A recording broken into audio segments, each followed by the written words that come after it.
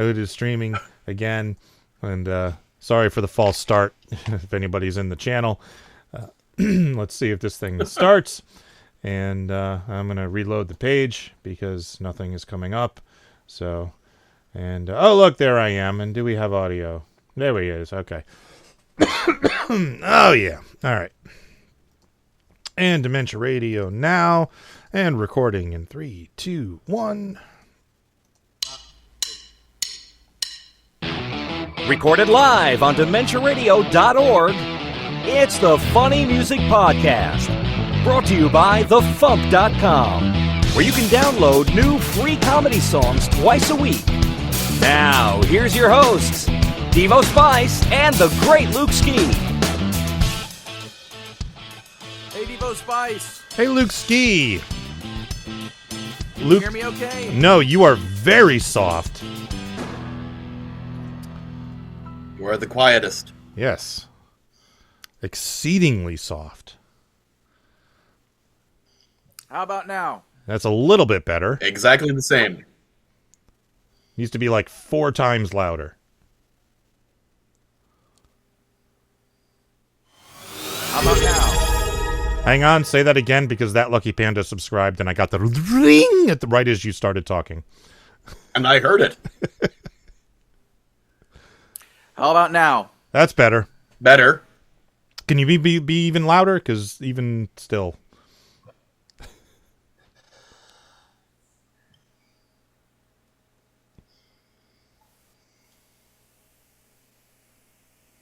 think this might be too much. How about this? Yay! Yeah, that's good. That's good. Okay, cool.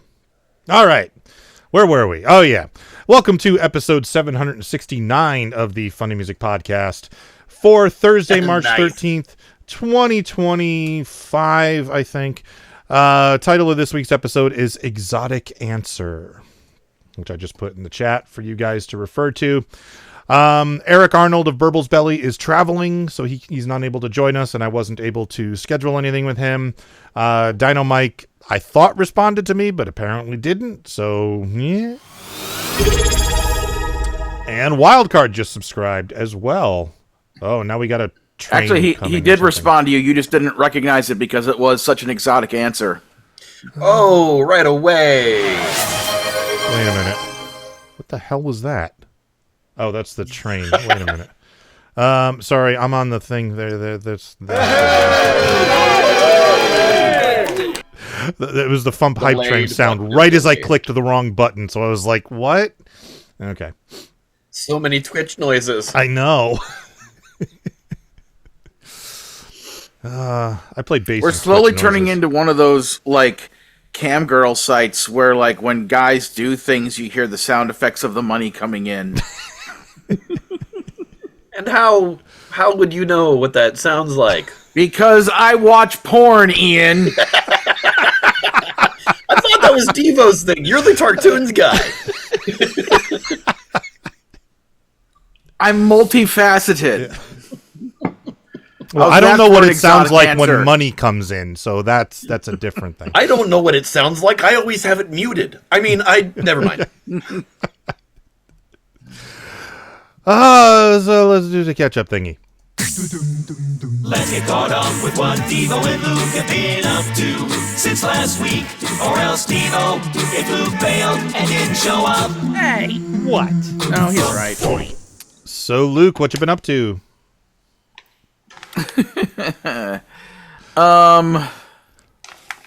Well, came out here to Irvine. As you can all see, I am in my Irvine workstation at Kalani's apartment. And I've been out here since Friday the 7th.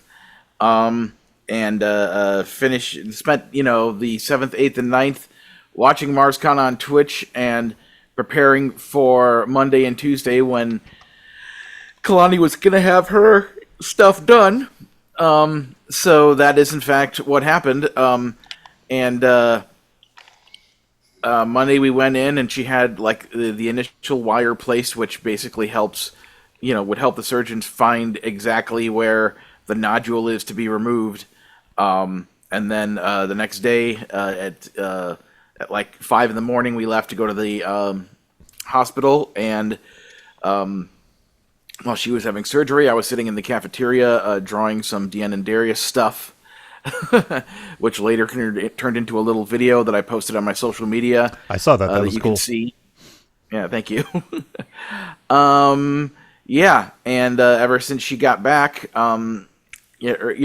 since we got back here to the apartment, just over 48 hours ago, and she's just been, on various, pain meds and, just doing her best to mitigate the pain and, make sure she gets up to take her other regular medications and follow all the instructions and everything. So she's been at various times dizzy and nauseous and feeling quite a bit of pain. But overall, the main point is that the surgery went successfully. There were no complications, and it went great. So it's very good to hear. They're going to do a biopsy. That's They're going to do a excellent to hear, biopsy on some stuff just to make sure everything is, as they expect it is. And the plan is that eventually she's going to start doing radiation treatments. But first, they need to do those biopsies and make sure that it doesn't need to be chemo or whatever, but they're expecting it to be the radiation treatments, which is a better situation. So, all right. So yeah. Speedy recovery and all that. Indeed, good yes. Health vibes for everything. Thank you. I of course pass all those, good vibes on to her. She was watching, generally speaking, she was watching MarsCon with me, the majority of the time. So I'll make comment on that later, because there was one thing in particular that she found super hilarious, but I'll wait until we get to that part of the conversation to talk about it. So this is the part where I would ask you guys what you've been up to, since last week, but I think we all kind of know. Yes.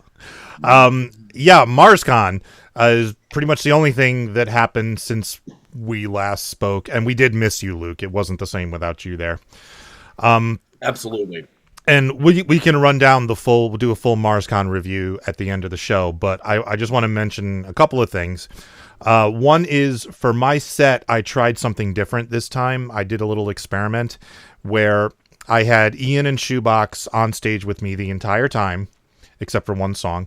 And then I also cut out almost all of the between song banter. So it was basically just one song right into the other. I was trying to make more of a hip hop party atmosphere, except funny. And man, did that feel good. It felt right. I've been performing wrong all these years, and this is how I should be performing. So I'm going to be doing more of this going forward. I don't know how I'm going to do it without Ian and Shoebox going on tour with me, but we'll figure that out later. I'd be happy to do that. Okay. Well, if I may interject, originally your plan is that it was going to be Ian and I, and yes. not, Ian and Shoebox. So you having to switch things up to work Shoebox into it, is, that was, a lot of obvious choices made, like performing Pac-Man and such. I mean, that all makes sense. And yeah, from where I was sitting and watching, it was absolutely mission accomplished. And it was a great set. And basically, this is what you were doing is the kind of thing I've always wanted the FuMP to do, where it would be more like, instead of it being like some kind of performance that we do where instead of being like, oh, it's this person's concert and then this person's concert and this person's concert, it's like we all cross over into each other's songs so much.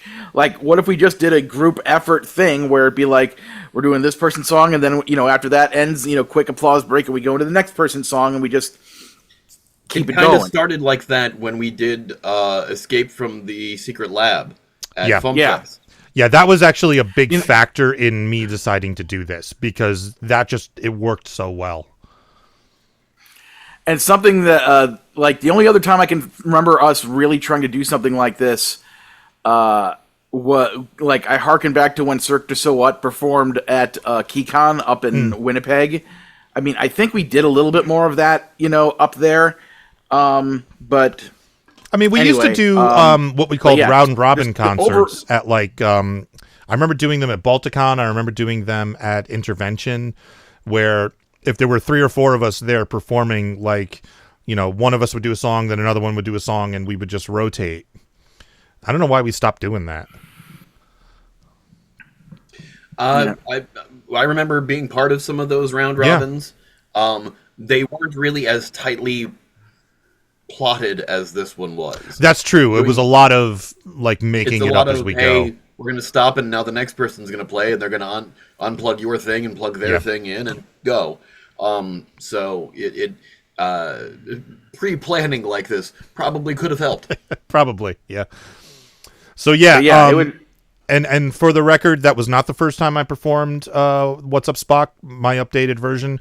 It was, I think, the second, but it was the first time I was able to perform it without holding a lyric sheet in front of my face. So that was a good thing. Did you edit that video? Yes. Do you want a copy? Cool. I mean, sure. I mean, I don't know if you were aware that, I already had a video for the first half of the song, I've Bacamino Studios edited that one, I think. And so when I saw you doing your thing, I'm like, oh, he made a whole new video. He could have saved himself some time. I thought you said that somebody else had started making one, but they never finished it. I didn't realize you had a whole one done. Yeah, it's on YouTube. Oh, all right. I missed that. I mean, oh well. I mean, it was interesting to see what choices you made compared to, the one that I've had. So a lot of them were, what's the easiest clip I can find? There was only one clip where I actually had to pull up the video on Netflix and like look through like online wikis to find the episode and then scrub through the episode to find the clip I was looking for, because there was just nothing remotely like what I was looking for. And that was the Murph is indestructible, so he could just eat it. I knew there was a clip of Murph eating something and then just going boom. And so I had to find that. So that was the one clip that I had to like really hunt for. Everything else I just pulled off of YouTube. And the other thing I want to mention about my weekend was left early Monday morning, drove to Ohio, and checked in at the Super 8 in Ohio, which is right next to the Con on the Cob Hotel. Well, like across the street, up the road a little bit. And just by coincidence, it happened to be that one. And the way I picked that one was I went to Google Maps and I said, 12 hours from Minneapolis puts me here in Ohio. Give me a Wyndham that's here, because my parents have Wyndham rewards and they can get me free nights. So the only Wyndham that was on the highway was that Super 8. The rest of them were either like 40 minutes off the highway or in the wrong direction. So I was like, that's it. That's my choice. So I check into this hotel. It is a dump. Like even by Super 8 standards, this thing it's a dump. This wasn't a Super 8, it was a mid 5. Exactly. So I get checked in. The guy gives me my room key. It's like 11:30 at night, and it doesn't work. Like the door just won't open. So I go back down. He's like, I'll come up with you. I was like, okay. So he comes up, door won't open. So he uses his key, like takes the lock open, uses the hard key, opens the door, lets me in. And he's like, I'll be back in like 5 minutes. So he comes back up with like 5 more keys, tries them. None of them work. And meanwhile, I'm watching him and I can hear the motor in the lock just going, trying to unlock. And I'm like, dude, I bet you the batteries are dead in that lock. I'm like, none of these are going to work. And I was like, you know what? I'm not leaving the room until I check out in the morning. It's fine. Don't worry about it. And he left. So then I don't need a key. Yeah. So then I watched my set from MarsCon just because I wanted to, and I'm snacking, and I finished the bag of Doritos I was snacking on, and I go to throw it out, and I look around, and I'm like, oh, there must be a garbage can in the bathroom. Nope, no garbage can at all. No garbage can at all in the entire hotel room. I'm like, okay, well, I guess this coffee cup is my new garbage can. So I opened the coffee cup, crumpled up the Dorito bag. So then I went to bed. 2 hours later, I woke up just feeling something crawling on me. And I, turned on the light, and I'm like, what the fuck? And I'm going like this. It's on my chest, and I pick it up. I'm like, that's a fucking bed bug. I was like, all right. Oh. Yeah. Oh my god. Yeah. Oh my Wow. god. So I texted Jen, and I'm like, it's 1:30 in the morning. She's asleep. Jeremy probably is not. So I texted Jeremy. I'm like, hey, you up? He goes, yeah. I'm like, go wake up mommy. So I got Jen on the line. And I'm like, I'm reading on Reddit and like on these forums, like what the hell to do. And they were like, just put everything in a big bag, jump in the dryer. And I'm like, what about the clothes that I was wearing? What about my back? So we finally we come up with a game plan, which is I go down to the front desk and I get big garbage bags. We put all my stuff, my suitcase, my backpack, my laptop bag, everything in these garbage bags. And I get the fuck out. I go get another hotel. And then I'm going to go straight home the next day and I had Darren bring a change of clothes to our bathroom, which is also our laundry room. And I'm just going to run straight in there, strip down, throw my clothes in the washing machine, throw everything else in the dryer, my laptop bag and my backpack and everything, after taking out stuff that can't go in the dryer, obviously. And then just wash and sanitize everything like that. And the only thing that we weren't sure what to do about is the suitcase itself, because it's too big to go in the dryer, and my sneakers, which Jen said don't put in the dryer because it'll ruin both the dryer and the sneakers. So those are currently in a big plastic bag on my deck, and I'm not sure what to do about that. Somebody on Reddit recommended a specific form of pesticide, which I may try. But I'm hopeful that I managed to avoid a complete infestation. But it was not a fun day. So yeah, that doesn't sound like fun at all. That was my trip back from Minneapolis. I had to deal with bed bugs. Otherwise, the trip was great. There was no problem. Listened to a lot of music and a lot of stuff and a couple of podcasts and stuff. But man, so I leave the Super 8 and I'm like, I'm just gonna go to the Con on the Cob Hotel. I know that one.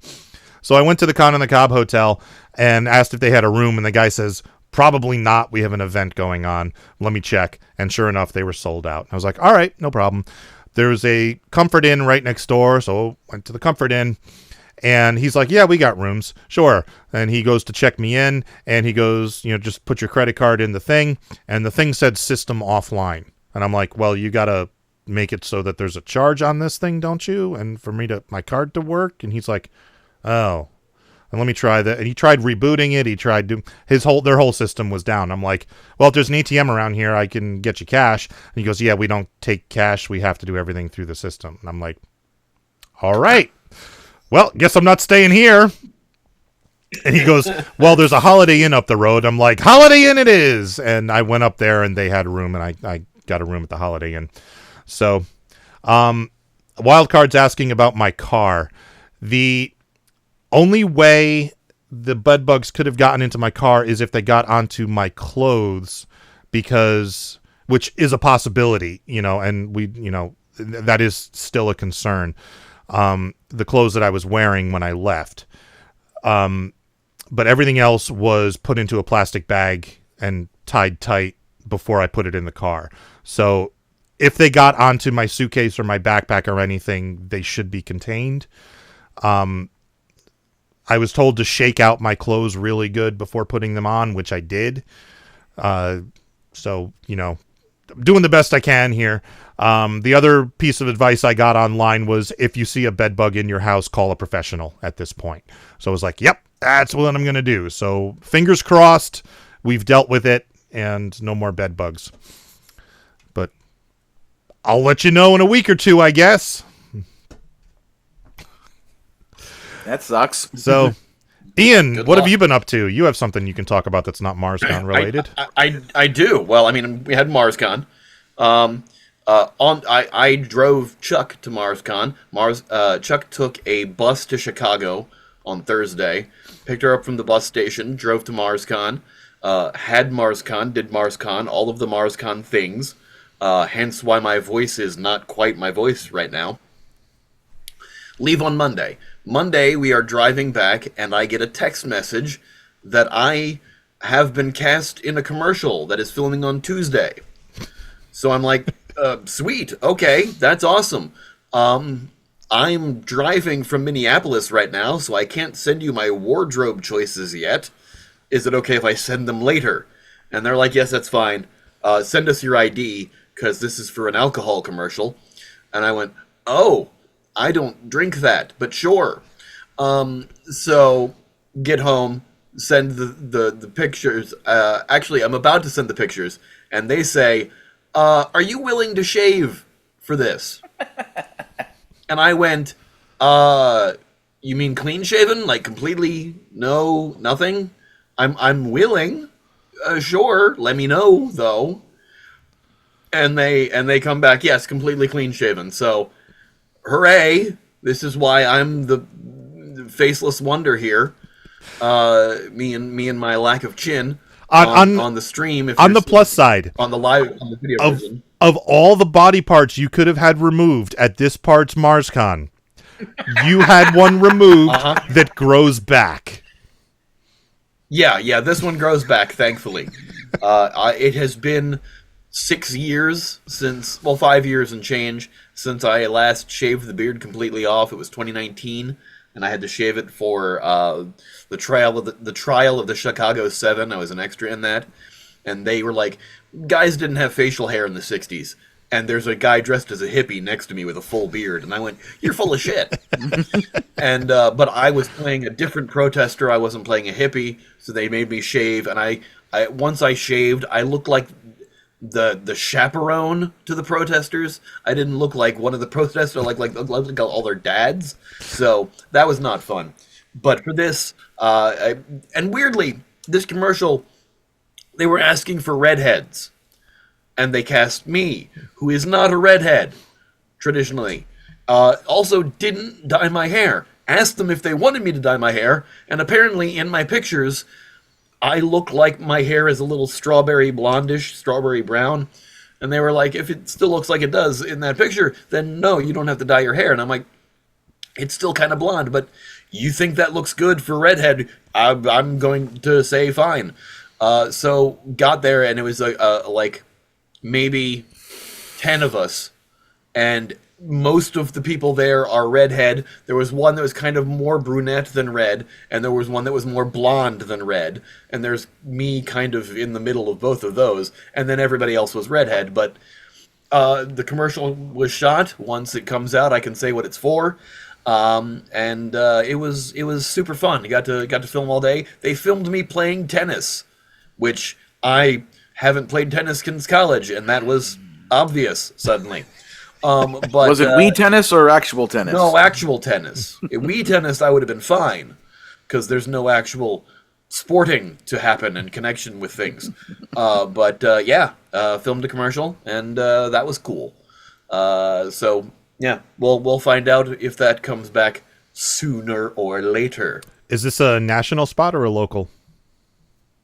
This is probably going to be a national spot. Nice. We'll see. I'm keeping an eye on the company's YouTube channel to see if it pops up there. That's awesome. Congratulations, dude. Yes, congrats. Thank you.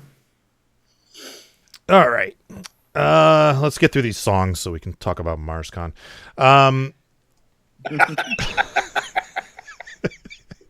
right, here is the first song. I like the subtlety. Yeah, here's the first song for this week's show. This is The Apocalypse Began at 3 by Burblesbelly.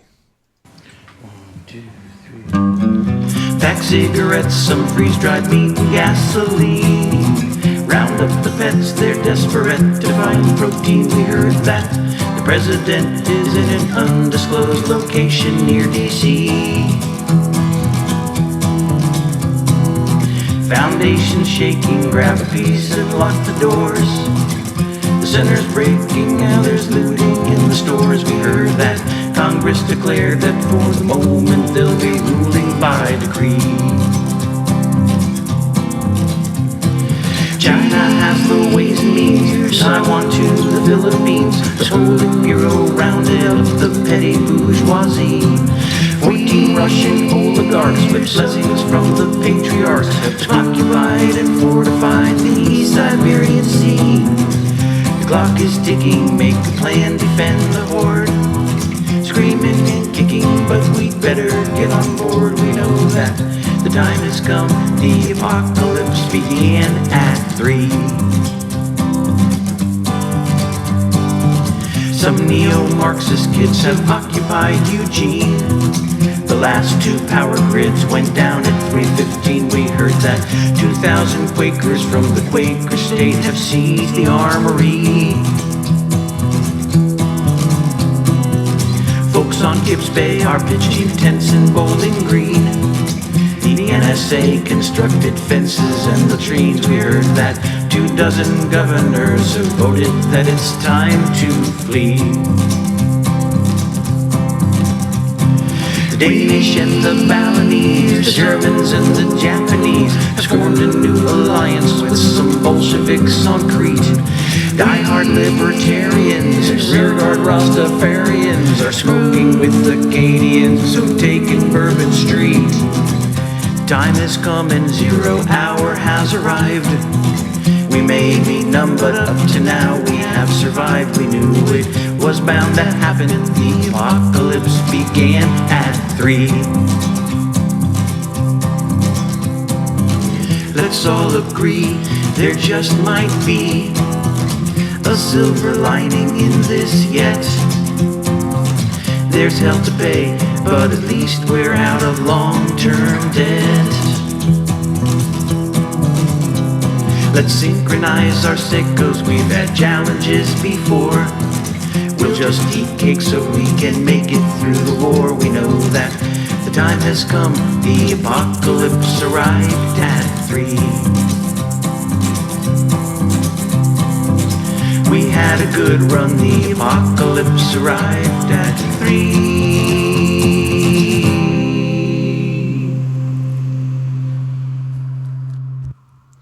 As I said, Eric is traveling at the moment, so he wasn't able to join us. You can find Burblesbelly. He has a channel on YouTube called Burblesbelly 4038. Burble is the name of his cat, and his belly is cute, so he is named Burblesbelly. So there.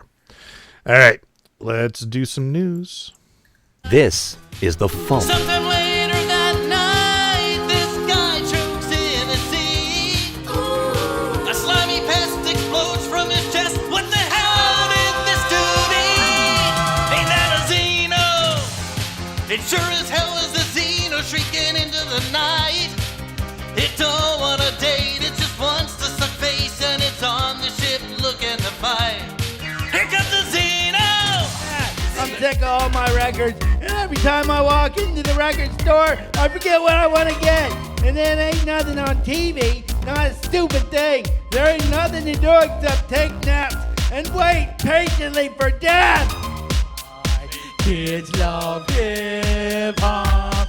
Why kids love... That's the Funny Music Project at thefump.com. THEFUMP.com. You can't trust a fart.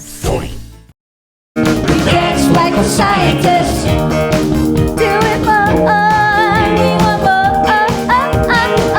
The FuMPFest 2024 2-CD set is now available. Now I'm living my truth. I'm naked from the waist down. I'm Donald ducking it. Yeah. I had the copyright on the word. And time again, the junior staff has always proven that they keep it ship afloat. Cause lower decks keep it moving. Lower decks, lower decks, lower decks, lower decks keep it moving. Lower. Your own vegetable Jesus. So I made it with a bagel and cream cheese cause I was feeling hot. Everyone singing. That your favorite show is never coming back. It's dead in the ground. And that's that. You're a screws loose boozer and only one-star reviewer. You're a power bottom at rock bottom, but you got company. Make me feel better. We chant Cogmore at FuMPFest than we do at any other time of year. Call of Cthulhu, we love you.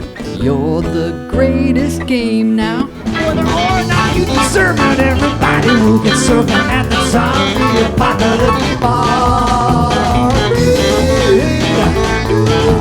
Available now in the store at FuMPFest.com and thefump.com. Time for funny music news. Something. In the news, as you just heard, the FuMPFest 2024 compilation is now available. This is a 2-CD set or digital download featuring songs from FuMPFest 2024 with our guest of honor, the Consortium of Genius, Cog. It is available now in the store at FuMPFest.com or thefump.com. This album will not be showing up on streaming services. So if you would like a copy, get it from me. And while we don't have plans for another event just yet, this will help us pay off past events, so please help us and pick up a copy. So, yeah. Also available now, although not right now, is the Best of the FuMP 2024 compilation album. This is the full album, the full 20-track album featuring the awesome artwork by Chuck. This one will be showing up on streaming, and but I was hoping to get that up in the store today. Didn't happen. I will get that up in the store tomorrow. So by the time you hear this, or by the time most of you hear this, hopefully it will be available in the store at thefump.com. Stevie D of Illbox. Well, you know what? Go ahead. I was literally about to click pay on ordering the FuMPFest 2024 album, and now you said you're going to have the other one in there. So I guess I should just wait and get both at the same time. Might as well. Right? Yep. All right, cool.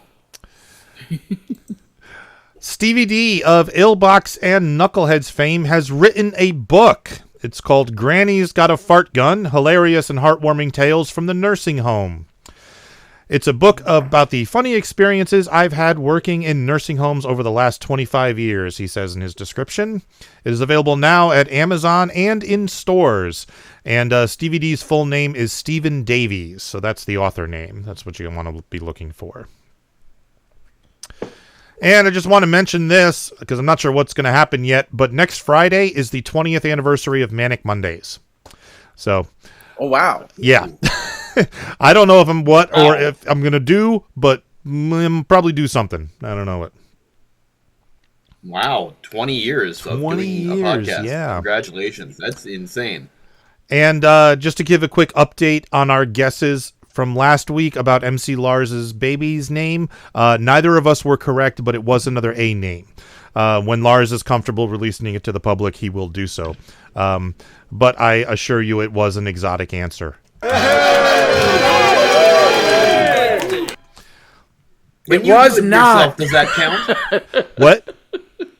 When you do it yourself, does that count? Yes. It doesn't matter. It doesn't matter who does it. Cool. You're faster on the buttons than when you do it. Well, that's because I know I'm going to do it, and there's no 3-second lag from fucking Zoom. So, if they ever come up with a Windows client for, what's that other one? Elf? What the hell was it called? Elk. If they ever come up with a Windows client for Elk, we may switch to that. But, Elk. Yes. Miss Ann Elk. Because supposedly Elk has no lag whatsoever, and musicians use it to practice, like together remotely. So, but right now it's Mac only. And finally, some sad news: Bob Rivers has passed away. This was completely unexpected. He was 68 years old. He apparently has been battling cancer for the past few years. There's a specific name for it that I didn't write down. I forget, but it's basically cancer of the esophagus. Bob Rivers, for those of you who may not recognize the name, was best known for his Twisted Tunes compilation, mostly the Christmas songs. His song, The 12 Pains of Christmas, was one of the few novelty songs I used to hear on the radio occasionally, along with Grandma Got Run Over by a Reindeer. It was like those two were like, that's it. That's it for the novelty Christmas songs. Those are the two that we allow. They used to play his pretty much all the tracks from the first Twisted Christmas album on 98 Rock in Baltimore. Really? That's Bob awesome. Rivers was a DJ on 98 Rock in Oh, okay. Baltimore before he went to Seattle and started doing songs. Mhm. And so, Twisted Christmas, the tapes, I got a copy of one as a gift because people knew I loved comedy songs as a kid, and also because he was kind of a local celebrity who moved to a different market and started doing those songs. So we used to hear them all the time in Baltimore. Yeah, I got that first album as a Christmas present one year. And just because my family knew I was into the funny stuff, and I don't know how they found it, but man, that album was so good. It's really short. That first though. Twisted Christmas album is so solid. It is so solid. Back to back, great parodies, great production, great album. Yeah, it's really short though. If you listen to it now, it's like I don't even think it's a half hour long. But it's really like 20 good. minutes. So okay, and we have any more MarsCon news? We'll do the roundup later. But we do have MarsCon I do have a news. news thing about. Yes, well, obviously. Yes. But I have that thing I told you about last week about Ian Lockwood. Yes. I forgot what that was, so go ahead. So I'll go ahead and say it. For those who... Oh, now I remember, yeah. Remember Ian Lockwood. Ian Lockwood was nominated for a Logan Award a couple years ago, came out to FuMPFest to perform, did an amazing performance, really funny guy. Yeah, he was great. Recently had one of the highest rated shows at the Edinburgh Fringe Festival this past year. Broke his back recently. Just posted about it. He had been posting about it in his Instagram stories, but made an official post on his Instagram, which I'm going to read part of right now. On February 6th, I was skiing a Black Diamond run that was too icy. I decided to take it slow and was making big, slow turns, but since it was a pure sheet of ice, I just slid, and then fell, and then picked up more and more speed, and then launched off the side of the run, and then fell into a ravine and broke a bunch of bones and injured everything else. Someone stayed with me and held my hand while someone raced to get ski patrol. Conditions were so bad that it took over an hour to get me off the mountain. I was then airlifted in a helicopter to the nearest trauma center, where they confirmed I broke my L3 vertebrae in my back, the top of both my fibula and tibia in my right leg, and my right pinky knuckle, plus a small ACL tear. I've been bedridden for a month, breaking your back, not fun, but I've been getting stronger and more energetic each day. March is going to be focused on me getting back on my feet, and April on physical therapy. I'm hoping to be in fighting shape for surf season. So our best wishes, of course, to Mr. Ian Lockwood on a speedy and hopefully pain-free recovery. Yes, indeed. That's awful. Yeah. But he seemed to be, in the best spirits about everything. All the posts that he had been making on his stories, even this post, he still has his sense of humor about things, so that's good. Yeah. All right. Anything else before tour dates? Do you want to do the Logans now, or do you want to do that during the roundup? I'll do the announcement as for the winners of the Logan Awards. So we had the Logan Awards at MarsCon this past weekend. In the category of Outstanding Original Comedy Song, our own Ross Childs won for Donald Duck in It.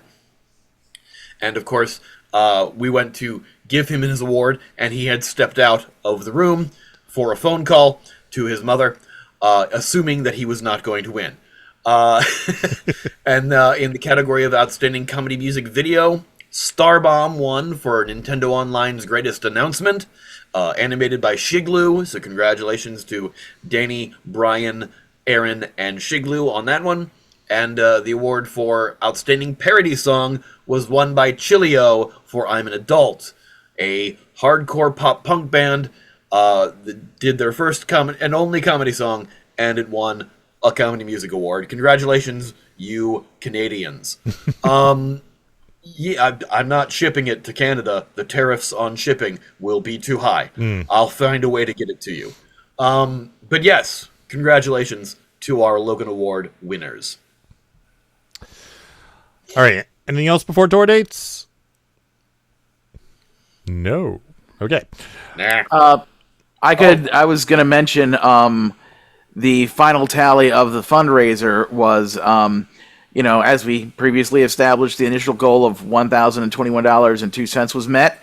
as of when MarsCon actually began, we had gotten up to towards the stretch goal of another $1,021.02. We got up to $617.60, which was about 60% of the way towards that goal.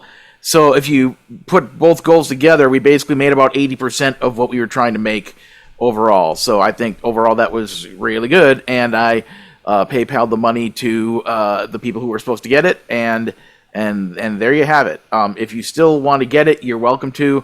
It's just, basically not going to help out for this year at all because it's over and done with. So, yeah. So that's that. Thank you so much to everyone who bought it. I always appreciate all your guys' support. All right, tour dates. On Sundays in Nashville, Tennessee, Steve Goody hosting at the Bluebird. Sundays online, 2 Sleeps. Mondays online, Steve Goody and Brad Tassel at virtualcomedyshow.com. Mondays and Tuesdays online, Bill Larkin. On the 14th in Fort Anne, New York, Drew Jacobs. On the 14th in New York, David W. Jacobson. The 14th and 15th in Grants Pass, Oregon, Phil Johnson and Roadside Attraction. On the 15th in Sag Harbor, New York, Carla Ulbrich. And on the 22nd in New York, Carla Ulbrich. And birthdays. Somehow missed this last week, but the 11th was Durwood Bowen's birthday. And coming up on the 17th, Mark Guns. Happy birthday, guys. All right. Second song of the week. New one by Dino-Mike. Here is Canceled.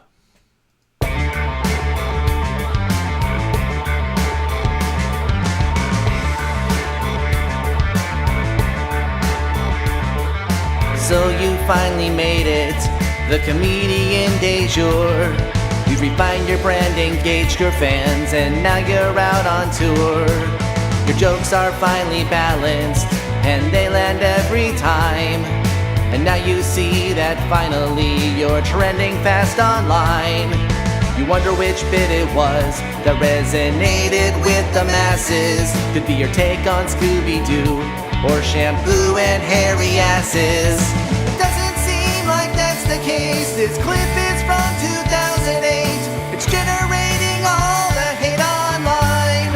And this time, you're canceled. No second chance. You're canceled. No song and dance. You're canceled. You're sorry though. You should have thought of that freaking years ago.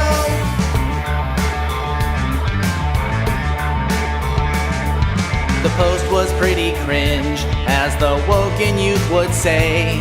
Transphobic, sexist, kinda racist, with a few jabs at the gays. You swear shock humor was a thing, but now it feels tone deaf. You're told to unalive yourself, which sounds extreme AF. To say it was a different time would be a poor excuse to run. With your talent you may one day recover, but I mean you're no James Gunn. Your fingers start to strike the keys, the deepest heartfelt apology. Dear Twitter, please forgive me next. You dead named X. You're canceled. You gonna cry? You're canceled. Time to say goodbye. You're canceled. We're through with you. You're not the same person. Who freaking who? You're canceled. It's time to go. You're canceled. It's your death blow. You're canceled. It's time to send you to the death camp of the left agenda. Ah, now you must suffer to my delicious satisfaction.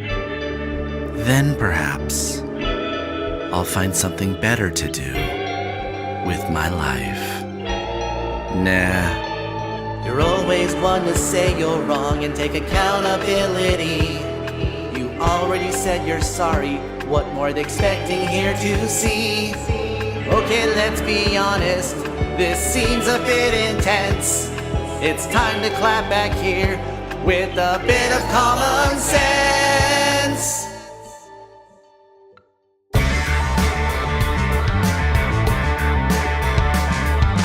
Now you must be careful when addressing folks online. To call another person dude backfires every time. We must protect the children. These shootings are not cool. Let's replace their arms with machine guns to protect themselves at school. Perhaps this is a bit too hard for women to comprehend. They hate making choices, so let's make the choice for them. Now everyone is triggered here. The snowflake can hold your piss like beer. Your DMs have all this leaked online. It's fine. You're canceled. It's the final straw. You're canceled. Not above the law. You're canceled. No need for trial. In public opinion, you've been exiled. You're canceled. No free speech claim. You're canceled. Let their views the same. You're canceled. If you're somehow pissed, guess you don't know what satire is. All right, Dino-Mike has been canceled, so I'm not going to plug. No, I'm kidding. His website appears to be down, but you can find him on YouTube at Dino-Mike13 or dino-mike.bandcamp.com. See that? Yeah, that that's still a works. Dino-Mike. Yep. At Bandcamp. All right. Whatever. Feedback. Where's the thing? I did the songs out of order, so I'm all discombobulated here. All right, here we go. Making the internet absolutely ridiculous. Dementia Radio. www.dementiaradio.org. Port 8027. Please hang up and try again. This is the part where there's feedback. Feedback. You know that segment of the show we do about now? Feedback. Feedback.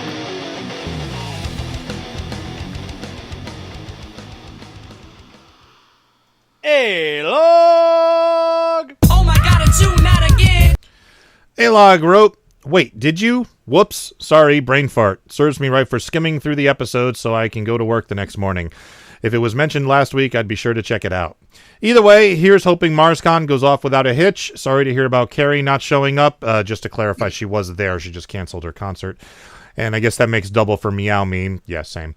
And glad to hear that, spoiler redacted, will be back with a new FuMP track this coming Tuesday. That would be Dino-Mike, the song we just heard. Also, Sega sponsoring the FuMP would be a cool idea. Maybe bring in a few arcade games to sweeten the deal. Like that'll ever happen. All right, thank you, A-Log. And that's all the feedback we got. So... Well, alrighty then. I guess it's MarsCon. MarsCon! It appears to be time to talk about MarsCon. I considered for a moment reaching out to Sarah to ask her, hey, how does it feel to be married to the guy running MarsCon comedy music track? Just to see if she invented a way to stab me over the internet. I don't know if you want to learn that. She's got the coding skills. She is resourceful, yes. This is true. Also, tomorrow is our 5-year wedding anniversary. So. Happy anniversary. Thank you. So, usually Luke would be the one talking about this, wouldn't he? Yeah. But yes, I would. Since you filled in for Luke all weekend, you can fill in for him here. How about that? Hooray. Keeps me off the hook. So, the night before, Stephanie showed up with a bunch of flyers to post around the con, and we all did that. And apparently, Alex Ann helped Steph put some flyers around and things, and made a big party out of it. There were 55 flyers, I think. Is that right, Luke? Something like that, yeah. I told her to make about 30, or that I typically make at least 30. So I don't know how many she made. I do know that for whatever. Go ahead. Uh-oh. Frozen. Are you there? Oh, Luke is frozen. So I'm just going to say I You saw were the number frozen for a 50 something getting thrown around. Luke, you froze there. Well, you froze for us, so yeah, you froze first, Devo. Oh, fine, my fault. Everybody's playing red light, green light. I didn't know. But Stephanie called me because I sent her the file to have it printed up at a FedEx office. Because the way it works now there is that you can basically from your phone send the file to the thing and then it'll print it up there. And it was designed to be a 10 by 16 image to go on a Love My 17 sheet of paper. But for whatever reason, it printed up at like I don't know, I guess 8.5 by 11 size in the middle of a big 11 by 17 sheet of paper. And I said, well, go to the staff and have them fix that, because that's not the way it should be. Yeah. And for whatever reason, she chose not to do that and just bring them all back and have a scissors party cutting them all down to the size. So, yeah. Okay. I mean, whatever. It got done. But and then Shoebox printed out some really big ones at home and brought them with him, and those were posted around as well. Yes. But things officially kicked off on Friday. Opening ceremonies happened. I assume I actually wasn't at opening ceremonies because I was having anxiety shits. So apparently. Coincidentally, Anxiety Shits is the name of the improv group that was performing at opening ceremony. Yes, very true. Anyway, the opening ceremonies, Kendra Shepard from Needle Juice Records thankfully introduced our music guest of honor of King Missile and Dogfly Religion. I'm sorry, I have to interject. I have to interject. Yes. She didn't. Oh. I was watching on Twitch, and it got to the part where she was supposed to, and then the con staff people just said, oh, it's, King Missile, and then they came on stage, said a few words, and then awkwardly stirred at the back of the stage with the other guests of honor while a whole bunch of other stuff happened, and Kendra didn't introduce them.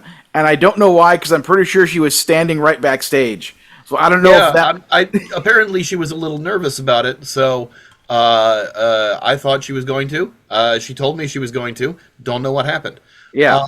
And then talking about the rest of the MarsCon comedy music track, that was done by Steve Goody and Meow Mew. So I thank them for doing that. I want to give, and I'm sorry, I promise I won't interrupt this much. No, please, interrupt as often as you want. We wanted you to interrupt all weekend. If there were I don't want to necessarily say MVP, but I want to have a special, trophy of valor to the person at MarsCon who knew the most what would Luke want in this moment. And that should go to Alex Ann, because they were wrapping up opening ceremonies, and the people on stage, the con-chairs or whatever, they're like, well, there's any other things that we have to do here? And they're kind of looking around, and nobody's saying or doing anything. And then I hear, oh so faintly, the voice of Alex Ann saying in her most brilliantly Alex Ann way, you need to be listing off all the people who are performing in the comedy theater. Because that's what Luke does every year. I'm guessing that's what she was saying. I don't know if those words are anywhere near exactly right. I know that Carrie was standing next to her and basically trying to shush her and get her to stop talking. But it was like Alex was the only person in the room who knew what would Luke want right now for someone to get up and read the thing like Luke does every year. So because Alex Ann spoke up and caused everyone to go oh yeah, that's kind of a thing. Maybe someone should do that. And then someone grabbed Janice or somebody grabbed a flyer off of the wall and handed it to Steve Goody, and Steve Goody read off everything. So it's I just want to be thank you, Alex Ann, for having Luke's back and knowing what Luke would have wanted in that moment.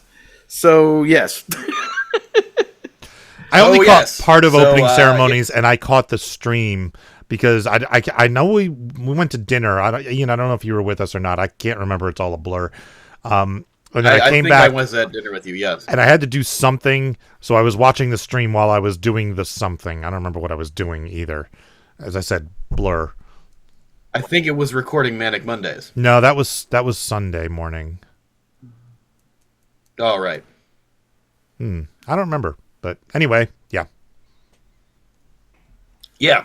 So opening ceremonies happened, and then the improv troupe went on, and then everything for the comedy music track was supposed to start around 9 o'clock. But because we had many bands that were going to be on and no buffer time for them to set up before this point, they all set up, and things started promptly at about 9:15 or so. That's not too bad. And which is not terrible. It's 15 minutes late, but it's still... We were the only things on till the end of the evening, so us running over time that night didn't seem to be too big of a deal. But things got gradually later as the evening progressed. So first we had Meow Meme do a short 15-minute set, and that was fantastic. Joining her, of course, was Carrie Dalby in a Peacemaker hat. And then after that was Odd Ditties before or after? No, Worm Quartet was next. I just want to. That's what it was. Just a quick interjection of how proud I am of Alex Ann and how great she is doing as she continues to improve making her own comedy music. And I don't know what it will take for them to be able to like potentially record some of Meow Meme's stuff for potential submission for the FuMP, but dang, I want that to happen because like there's some genuinely funny premises and lyrics coming out of Meow Meme. So that's that. And then it was a good performance. Yes. After that was the triumphant return of Worm Quartet at MarsCon after a long hiatus of going to Japan instead. And he absolutely killed his set. And had one of my favorite moments was him doing mic stand. He didn't announce that he was doing mic stand. He just called Steve Goody onto the stage, gave him a really great introduction about being a Logan Award winner and all these accolades of his, and then he just handed him the mic and told him to stand there while he got the guitar. And it was a great moment. It was very, very funny. Yeah, and I don't think he warned Steve at all that he was going to do that either. So Steve had no idea what he was doing when he came up. And I think it's, of course, ironic because last year at the Steve's house concert at Sulu's place, Steve did mic stand and had Shoebox hold the microphone for his own song that he wasn't doing. Nice. So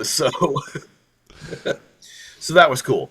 After Worm Quartet was I'm gotta pull up the schedule.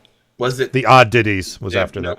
Yeah, I have. It was the Odd Ditties. I knew they were there. I couldn't remember which play. I couldn't remember if it was Nuclear Bubble Wrap was before or after Odd Ditties. Odd Ditties, which formerly Austin Ashleman of Rice Hat and Odd Austin and Smashy Claw, Smashy Claw, and various and sundry other bands that he's had, has now a new solo project called the Odd Ditties, had a new album out on CD and vinyl from Needlejuice Records, of which he is a co-founder, and did a half an hour set, but only 4 songs. The 4th song of which was an 11-minute piss take of Shaving Cream, kind of combined with This Is the Song That Never Ends. It basically, instead of singing Shaving Cream, he went and said what the actual thing would be: shit, shit, shit, shit, shit, shit, shit, shit, shit, shit, shit, shit, shit, shit, shit, shit, shit. And he did like 85 verses. It was so many verses, and if there's nothing I respect more, it's commitment to a bit. Yeah. And I absolutely loved that, because, yes, he did all the verses from Shaving Cream, and then he wrote new verses, and meta verses at that, about the ridiculousness of this song. One of the things actually was Shaving Cream, but it was sung Shaving Cream, Shaving Cream, Shaving Cream, Shaving Cream, which was great. So I really liked that. Then went up Nuclear Bubble Wrap, doing their psychedelic stoner rock thing. Steve did a bass fling that went all the way around his body, and that was cool. And then we got set up for our music guest of honor during the what I called the Needlejuice block of fuck, because it was the Friday performance slot where they could all swear. We had John S. Hall and Dog Bowl and Susan Wang of King Missile Dogfly Religion do an amazing set. Lots of really great songs, a couple new songs, and it was really, really awesome to see them live. Kendra actually did do the intro to them there She was standing there while we were waiting for them to set things up. And while we were there, I was just like, I'm going to hand this to you. You give the intro. And she gave a great intro to them. They did an amazing performance. I wanted them to do an encore. They had an encore on their set list, and I was trying to get the crowd to chant encore, and the crowd, as soon as they walked back, the crowd stopped chanting. And I'm like, but you want them to be... They didn't, like, cheer. They just stopped. They chant, go, encore, and it's like, well, give them applause for them being here. But it was admittedly super late at night. It was well after midnight. I gotta say, when this audience's chanting game was weak this year. Like, even the moisture chants... Like, even the moisture chants were not in sync. Yeah, it was something was off with the chanting. They weren't in sync. It's almost like something important was missing. That's some element that normally would be there. Oh, do you have the magical chanting powers, Luke? Is that what's happening? Could be. I have the bacon and the squid. Yes, I don't know. Or it could be just that the world's been on fire for 2 months. Yeah, that's probably I don't know. More what it is. But regardless, that was a great set. Things were great, and then we all decided to go to bed. I went up. I don't know about you, but I went up to the party rooms for a bit. Unfortunately, by the time I got up there, most of them were closed. But I joined you in the party rooms later, and everything was pretty much shut down except 2 things. The Mario Kart room was still open, and the Ghostbusters room was just closing. So yeah, we went over to the Ghostbusters room, and then we stood in the doorway of the Mario Kart room, and somebody recognized my 10-minute Power Hour shirt, and I was like, oh, do you know when they say Insane Ian, put it on the list? That's me. And the dude came over and gave me a hug, so that was a cool part of the weekend for me. Then we get to Saturday, so we had a mini Needle Juice record set at the beginning of the day with Redgar and the Fighters. Regdar performed everything with their Dance Dance Revolution pad controlling the drums and bass. I love watching that. I really do. I love watching his stuff. The drums and synth, actually. Yeah. Bass and guitar were both on the same instrument. And then Primordial Pouch. On the schedule on the website for MarsCon Comedy, it's at a half an hour for Primordial Pouch and 15 minutes for Regdar and 15 minutes for Holy Bongwater. But Primordial Pouch only did 2 songs, and they were both full of swears when we didn't expect them to be. So that was a jump scare of fuck.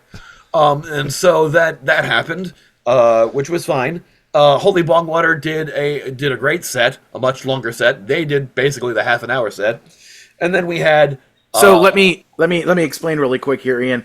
So, when I made all this scheduling things, it was done under the pretense of Luke Sinkowski, aka Lukeski, will be there to run this stuff, so I don't need to explain anything to anybody out loud because it's in my brain. And then things changed, and then I forgot that I should explain some things to people, etc. So basically, what I had figured out with the with the Needle Juice folks was that basically that hour of 2:45 to 3:45 was essentially meant to be like each of those groups would get like 20 minutes ish to like make it all 3 of their things. But the scheduling at MarsCon does things on 15-minute intervals. So that's why I put it as 15 for Redgar, 30 for Primordial Pouch, and 15 for Holy Bongwater, because from what I understood, that was the order in which they wanted to go, and for whatever reason, that seemed to make the most sense at the time. So that was why that was so wonky, and I never got around to telling anyone because other than the Needle Juice people. So that was my bad for confusing Ian. That's okay. I was trying to keep things on more of a tight schedule on Saturday because I knew we had to be done by 7 because I knew the Masquerade was coming in. So I wanted to keep things as on schedule as possible. So I thank Regdar, Primordial Pouch, and Holy Bongwater for accommodating me by each dropping a song from their set because, of course, their setup took long again, and we started a little late on Saturday. But by the time Steve Goody came around, we were back on track. And Steve did a great set, followed by our friend Devo Spice, who told us about his great set, and I was a part of that with Shoebox. I actually started 2 minutes early and ended like 6 minutes early, I think. So there. Yeah. And because your set was under 30 minutes as it was when you timed it out. Yeah. Steve, I wanna give you a great kudos to the line. What do I got? I got 10 minutes left. Okay, that's time for one more song. And then you went into What's Up, Spock. I was like, Yes. bravo, sir. Yes, very good. I agree. When I'm rehearsing that song for this set, I'm like, I love this song, but fuck, this is long. Yeah, it's like I could, and this is not like meant to slam or diss you guys at all, but by the end of it, you could really tell because it was kind of like, can we rock? Was a spot there? Shoebox and I exchanged a look of this is still going. I don't remember any more of the chants. What's up? Fuck, can we rock? I don't know. And then we set up for Ross Childs, which took a little bit of time. So I asked him, unfortunately, to drop a song so that we could get into the Logan Awards. Ross did an amazing set as well. Gave away most of his toy cars. All of them. He gave away the last one. No, he gave away Yeah, it was outside after the concert. On Sunday. Oh, it was Sunday. Okay. He gave away the last one. Yeah, he gave away his last one on Sunday to Kendra, but he was giving them out the rest of the weekend after his set too. And then we had the Logan Awards. I started off the Logan Awards with a cover of "I Want to Live on the Moon" by Logan, and I always forget, even though I'm the chairperson of the Logan Awards, that we're supposed to start the Logan Awards with a song by Logan. I always forget that. So I had Trevor Morgan do the instrumental for that really quickly, like 3 days before the event. And so I had that one done. Trevor was there, and for people at home. Yes. We got to meet Trevor Morgan of the Thumbnuts. Very cool guy. We got to hang out with him for a and bit. of the War Crimes now. Yep. And that Lucky Panda now being the lead vocalist for the War Crimes for whenever they finish other songs. And yeah, we had a lot of great performances at the Logan Awards. We had that Lucky Panda perform his new song, Hot Topic, which also was part of the Best of 2024 as selected by the artists compilation that we released. We had Holy Bong Water cover the Billy Cobb song because they're both on Needle Juice. And, a lot of really good performances. I've already announced the winners, so congratulations to Starbomb, Ross Childs, and Chilio. I got to perform Lawyer Up. The end. Yes. And I once again played Luke, where I did Luke Park in Lawyer Up. Yeah, for the people playing along at home, this weekend, Lawyer Up was supposed to be the first song of my set, like my regular set. And then it was nominated, and I'm like, well, because like I really wanted to open my set with that song because it's so high energy. And then I was like, it doesn't make sense to do the song and then do it again an hour and a half later. So so I had to change my set around. But there were a couple different iterations. Yeah. But I forgot the title of it, but that song you did open with is a great friggin' Thank song. Yeah.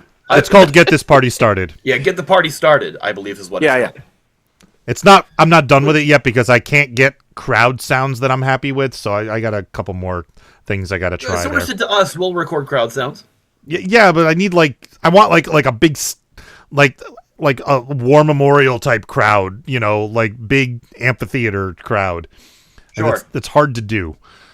Yeah, a little bit. I did some recording at Con on the Cob a couple years ago for this song, and I had the crowd, chant. I had just the callbacks with no music or anything. I just had them, say this, here's the time, and I had them say it, and it was the most unenthusiastic callbacks. But that's what I have. Demo, yeah. That's what's on the recording is the crowd going, hell yeah. I'm like, where did you do that again? I did Con on the Cob. Oh, okay. So I have to redo those somehow. I think I'm going to use some of my actor friends and just have a big get together. Yeah. It's not like you don't know people. Right. Then that leads us to Sunday. And after 2 days of doing hosting and the Logan Awards and shouting during Lawyer Up as Luke and also jumping up and down during Robot Cat at the end of the Logan Awards, Ian's voice was gone. I don't think it sounded bad. I really don't. It was better by the morning because Mrs. Shoebox luckily gave me some tea with honey, and that helped. And I bought some gargle stuff that had frickin' cayenne pepper in it, so that I got some of my voice back. Had lots of cough drops, so I did okay. Opening Sunday at 1:00 with my set, and also because I was trying to keep things on time. My setup is just, hey, let me plug this thing into my laptop. Hey, I'm set up. But I realized even though I did that, somehow we were still going over time a little bit, so I dropped 2 songs from my set. One song I dropped because I knew I couldn't get through it with the voice I had, and another one I dropped because I looked at the time and was like, oh, it's almost 1:30, and we got to get Dog Bowl set up for his set, so let me just do this last song. But I did a bunch of songs that I'd never done at MarsCon before, because I know that's what Luke's like to look for the compilation album. And then Dog Bowl... Oh, wait, quick. I forgot that one little thing from the Logan Awards that forgot to point out is that, FuMPFest had the music video contest. Yes, that's right. And MarsCon does not have music video contest. But at some point when we were discussing this, probably on the FuMPCast or something, it was pointed out that Chuck basically made some comment to the effect of, well, now that there's no FuMPFest video contest, that doesn't give me much of a incentive to make more fan videos. And I basically told her, well, if you make a fan video for a FuMP song, I will get you a badge and get you into the volunteer performer / situation with the with the hotel room thing, so that you could get a comped hotel room too, as long as you're willing to share it with people. One of whom was Steve Goody. So based on that, she went to work and she made a music video for Steve Goody's I Want to Eat a Big Piece of Cheese. Yes. And I don't know if, like, the video she made for my song, Progressive Love Song, she didn't want to be released out for the world to see. And I respect that because that's her video and her wishes. I'm kind of hoping she'll want to have this one be seen by the world because... Oh, it already is. Yeah. Oh, it is? Oh, okay, good. So here's the thing. During the Logan Awards, I played this during the middle section, which is where I usually do what I call award show BS. Sometimes I'm talking about how the awards are tabulated. Sometimes I'm talking about award show nuances or stuff that I always talked about award shows. I did an in memoriam a few years ago. Nobody in it was dead. They just stopped doing comedy music. I do this kind of award show stuff to kind of make this feel more like an award show. And this was our 15th anniversary of the Logan Awards. And I had nothing. And luckily, Luke is like, hey, show Chuck's new video during this section. And I went, sweet. Now I have at least something that's almost 2 minutes that I can fill this time with. And I said in the awards, in this section of the thing, now, normally, fan videos are not eligible for a Logan Award. Unless... the original artist that the fan video is for releases that as their official video for that song. And I looked straight at Steve Goody and I went, hint, hint. And today, on Steve Goody's YouTube channel, he released this video. So now... good. And Chuck's it is linked video, off of the song on the FuMP. So if you go to the FuMP and search for I Want to Eat a Big Piece of Cheese, you'll see the video. Yes. So if you want to see Chuck's video, if you haven't seen it yet, he also showed it during the virtual comedy show 2 weeks ago when I was a musical guest on that episode. But yeah, this is not a precedent that has been set for the first time here.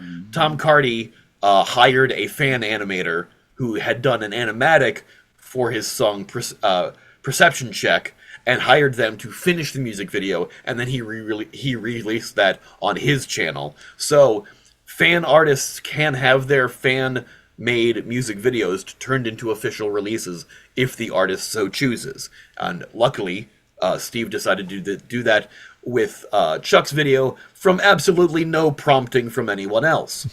No, none whatsoever. None whatsoever. I also want to interject here before you continue on with Sunday, is that I basically I did something. The years when I don't feel rushed because I'm actually getting myself started early, I will start asking people kind of individually, one or two at a time, like, hey, are you interested in coming this year? Let me know. Are you interested in coming? And then I kind of work on that until I get enough people that I can see, like, oh, okay, here's the slots we have to comfortably do a bunch of shows and have plenty of buffer time in between things. This year, I did the thing where I'm like, half of these people are going to cancel anyway, and I just emailed everyone at the same time and said, hey, do you all want to be at MarsCon? And dang near all of them said yes, including Devo, Spice, and Worm Quartet, much to my surprise. Pretty much the only one who kind of who bowed out was Power Salad. So basically, when I found out about Kalani's, situation was about the same time Ross was reaching out to me asking if there was any room left, and I said to him, like, well, it's looking like I'm going to have to step out, so we could swap slots and you could take that performance slot. And he was like, no, I don't want to get it that way. And I'm like, trust me, you're doing us all a favor by doing it. And I said, and you'll probably get nominated for a Logan Award. And he did, and he won, and he wasn't in the room, but that's beside the point. He did come back and I know awards and did his acceptance speech, but it was very funny too. So the thing that I find funny is that I was kind of, not really, I don't necessarily want anyone to bow out, but I was like, man, it'd be nice if some of these people stepped out so that there'd be more buffer time room on Friday and Saturday. But the only people who stepped out were Il Neige, who kind of canceled fairly early on, and then Carrie Dalby decided to forego doing her concert, right up towards the very end there. So suddenly now we have a Sunday lineup where it's like, here's Ian, and then 15 minutes of buffer time. Then here's Dog Bowl, then there's 15 minutes of buffer time, and then there's Dumb Parody Ideas and the Comedy Music Smackdown. So it's like, which actually worked out because Dog Bowl came to me before my set, and he's like, I'm really worried about I don't want to miss my flight because my flight is right after my set, and I'm going to be going until 2:30, and I go, No, you're on at 1:45. Apparently, nobody had let him know that his set was earlier in the day. He's like, "Oh, I'm going on at 1:45. Oh, that gives me more time. Okay, I feel better about that." So because I was like, I'm going on at 1, and then you're on at 1:45. So he was worried about missing his flight. So thankfully, he didn't. Did a great solo set. And while he was setting up, I had people sign up for Dumb Parody Ideas, and even after signing people up, more people approached me about it. RJ was super kind and dropped one of the 2 songs that he was doing so that Yagnovan could do a song. And we had a pretty stacked list for the Dumb Parody Ideas, lots of really great songs. Lindsay Smith was our judge for the Dumb Parody Ideas. Probably should have texted Luke on how the end part was supposed to go, because she's like, am I supposed to be judging the applause? Because I kind of forgot to judge the applause. But she did during the last moments, and our winner of that was Dementia Radio's Bryn Loden, also one of the jurors on the Logan Awards this year. And then we had the Dementia Smackdown, or the Comedy Music Smackdown, had 12 different songs in the Comedy Music Smackdown, including the last group song. We had Versatile Fluff open and Holy Bong Water was the other artist that had instruments, and luckily we had enough buffer time that when their drums didn't work, we could have them mess on getting the drums working and still had time to finish on time before closing ceremonies. At the last minute, Carrie suggested that we do Always Look on the Bright Side of Life. Luke sent me a quick instrumental for that, and I printed up lyrics, and I was like, Carrie, take the lead on this. And then, because I didn't put any delineation in the lyrics, everybody sang every part, so it didn't matter who was on lead. So we did the final song, we got through the picture on stage, and it was a good time. We had a lot of really cool covers during that section. Sulu did a new song, I think. It was yes, kind of it was a parody of popular from Wicked. Called Binoculars. Which was very clever. It seemed like she was getting a couple things out, but like getting out some raw emotions in that song. But it was still very cool. And I did, of course, a cover of Living with a Hernia, because I currently have 2 hernias. That's a neat thing. Yeah. I found out during the kidney stone debacle of 2024, after FuMPFest, that after an MRI scan, turns out I have 2 hernias. They currently don't cause me any pain, but I have them, and I'm probably going to have to get something done about them soon. But thought the song was ironic and appropriate, so I did that. Ian's body is a miracle of mad science. It really is. It's disturbing. I'm a medical marvel, and I don't want to be anymore. Medical marvel, that is. I would still like to be. But anyway. And then after all of that, we had our final thing. Needlejuice went to cons, and the rest of us went to Mall of America for food. And it was a good time of food and merriment and joy. And then late in the evening, we played Boob Tree. In the end. I still have all of the stacks upstairs. I may post some of them online. You have all of them except, I think, Jazz's and That Lucky Panda's, because I think they kept theirs. They kept theirs, and Alexanne kept hers. I think I should have the rest of them. Yeah, and I think Jazz wanted to get a tattoo of one of them. Yes. So, and I believe that was Alexanne's first time playing Boob Tree. Really? Or at least I think it was. Do you guys ever remember her playing with you before? I've never played with her before, but she seemed to know the game pretty well, whereas everyone else who was first time was a little confused. Yeah. Well, sorry, I just remembered something else I wanted to mention. So this is another interesting thing about this year is that, thank you once again to Needlejuice Records for sponsoring King Missile Dogfly Religion.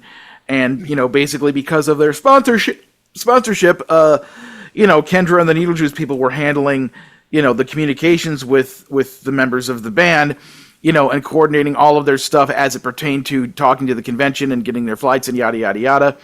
And then I ended up not coming to the convention. So this King Missile Dogfly Religion is the first comedy music guest of honor that I never met or ever spoke to ever. I to this day have had zero direct contact with anybody in that band, and yet they were the guest of honor of my track. So, yay! I didn't talk to them either. If it makes you feel any better. I did speak to them. I spoke to them a couple times. Dog Bowl more, but I spoke to John briefly before their concert on Friday because we were running a little over time, and I was like, well, I should tell our guest of honor since I'm the host and kind of the face of things. And I walked over to him, and he was talking to Kendra, of course, and I go, hi, yeah, just to let you know, things are running a little late. I apologize for that. We had some setup issues, and things are running a little late. Just wanted to let you know we're maybe 15 minutes over. Just wanted to make you aware of things because I know your time is valuable, but we should be able to get through things relatively quickly. Just we're running like 15 minutes over.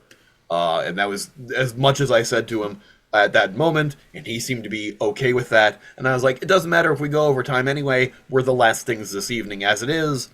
And he kind of seemed to appreciate that. And I also got all of their autographs on the set list that they had on stage. I picked up Susan's copy of it and had them all sign it. Nice. And he signed and dated it, saying this is the set list from this date in Minneapolis. Cool. So. And I also want to thank all the people who bought some of my artwork and or lyrics at Table 27. I made a pretty decent chunk of change from that, even though I wasn't there. So thank you to all of you. And next time I get out to Wisconsin, I'm going to look through, my bins of artwork and other papers from the past. And if I find any more lyrics or artwork things from, from years past that I think anybody would be interested in, I'll bring them next year and we'll try again. And I'd like to thank people for not buying any of my shirts. I made a whole lot of shirts and nobody bought any of them, and so now I have wardrobe for 2 weeks. It's the same wardrobe and in varying sizes, but I have it. Nobody bought any FuMPFest shirts either, so.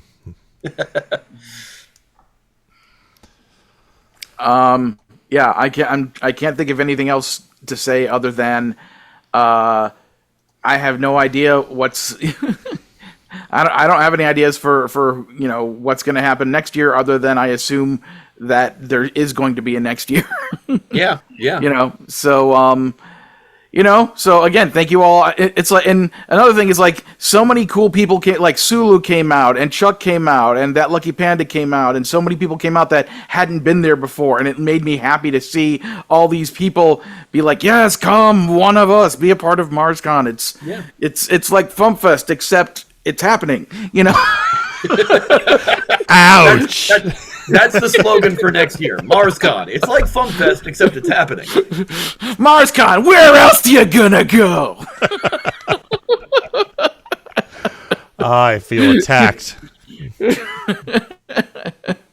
Anyway, and again, I've said this to you. I said this to you on the phone, but I'm going to say it to you and publicly over words on this podcast. Thank you, Ian, for not just stepping in to be the host, but stepping in to be the de facto person running things and making sure things were, moving smoothly and ending on time, and basically doing my job when it wasn't your responsibility to do my job. So thank you, Ian. I appreciate you forevers. No, absolutely no problem. Happy to do it. Although if it comes down to it, please come back next year. No. Yes. Obviously, things being what they are, you are in the more important place this weekend, taking care of Kalani, and that was more important and more necessary. But this thing would not have run as well as it did had it not been for your efforts before everything. You scheduled everything out, you planned this. This is the 22nd year of MarsCon, so at this point it's a well-oiled machine as it is. So, this thing moved as smoothly as it did, mostly because of your efforts before the convention, and I thank you for doing everything that you did with the scheduling and organizing of artists, etc. I just stood on stage and made mouth noises and told people where to be. So thank you, Luke, for once again putting together an awesome track of artists and getting us all out there to be stupid on stage. Yeah. Thank you. And I was just so happy to finally be able to get back to MarsCon, because damn, I have missed this convention. I had so much fun this weekend. I'm still angry that I missed the past 4 years, but what are you gonna do? I hope Shoebox and Kim had a good time as well. They seem to. They seem to. They seem to have a good time, and looking forward to seeing all of those people again soon. So let's do a chant so we can try to manifest something for next year. Stage monitors that work. Stage monitors that work. Stage monitors that work. Stage monitors that work. With the lag, it sounds like a chant at this year's MarsCon. Yeah, basically. Nobody was in sync. All right. So if that's it, we can do teasing. I guess so. Nothing else? Yeah. Nothing else? Okay.